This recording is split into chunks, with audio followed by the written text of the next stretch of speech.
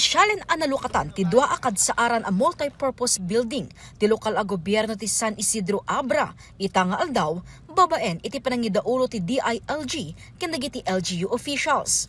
Nebendisyonan met daytoy babaen ti Cora Parroco iti ili.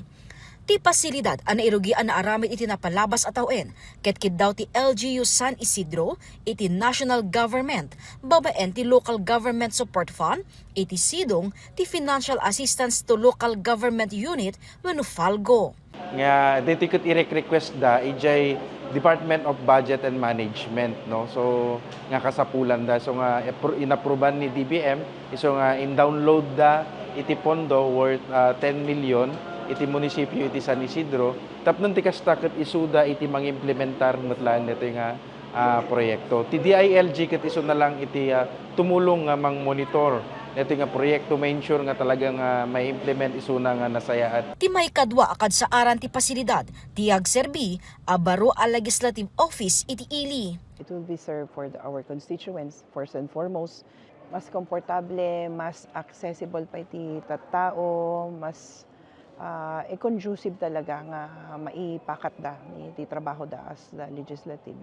The first floor to is onto the office of the DILG, and the other one is the office ng engineers office. Ibilang ti Vice Mayor nga agserbi aparte ti struktura a solusyon kadagiti parikot iti ili. Nabangon dito yung halangas mesa nga nasikil nga semento, wood no, landok. Tigapwanan na nagkabuti pinangipakita. Yan, strength, power, kaya unity tayo.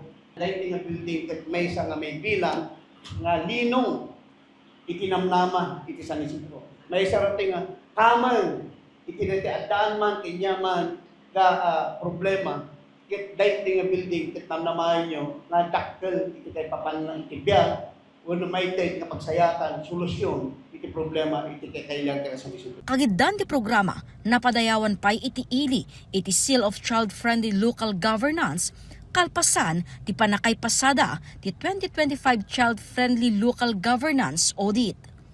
Jessica Boreta, Balitang Solid North.